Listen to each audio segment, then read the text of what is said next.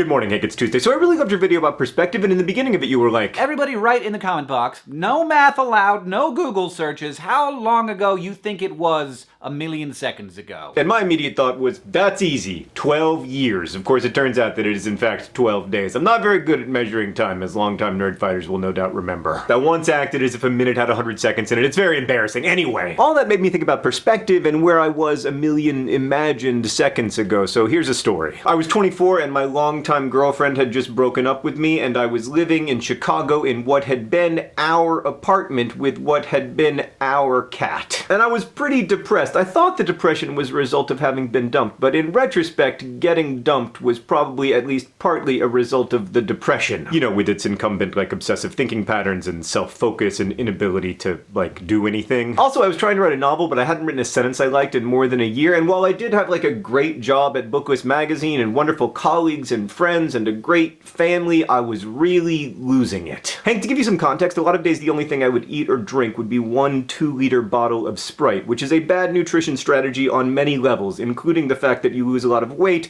and despite the lemon and lime flavoring, you eventually get scurvy. But before I got to the scurvy point, I called my parents one night and we all agreed that I needed to come home, so I woke up the next morning and I quit my job. Actually, I tried to quit my job, but the publisher of Booklist, Bill Ott, was like, why don't you just take a leave of absence for a couple weeks, see if you can get well enough to come back to work. Which in retrospect is one of the nicest things anyone ever did for me. Also, he gave me a note, which I still have to this day. John, I stopped by to say goodbye. Hope all goes well and you're back here in 2 weeks with an appetite that would put a longshoreman to shame. Now more than ever, watch Harvey.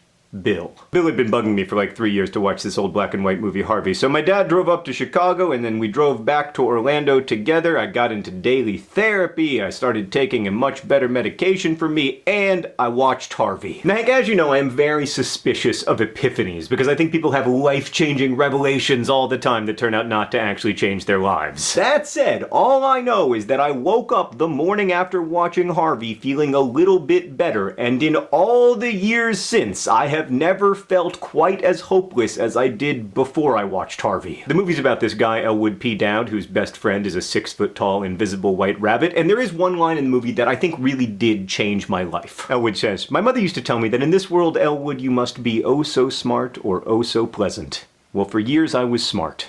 I recommend pleasant." 2 weeks later, I went back to Booklist, and within 6 months, I handed Eileen Cooper, my mentor, 40 single-space pages of the story that eventually became Looking for Alaska. Now, Hank, I don't want to pretend that everything was rosy. I still missed my ex-girlfriend, I was still really screwed up, and those 40 single-space pages were pretty terrible. But with a million seconds of perspective, or I guess 365 million seconds, I see a life that I am now very grateful to have beginning to happen. But I didn't know that then, Hank. All I knew is that I was a little less hopeless than I had been. You can't know what an experience will mean to future you until you are future you. You need millions of seconds of perspective, which ultimately only time can buy. But until then, there is always the gift of Elwood P. Dowd. There's a great moment in the movie where a mailman says to Elwood, "Beautiful day, isn't it?" And Elwood replies, "Every day is a beautiful day."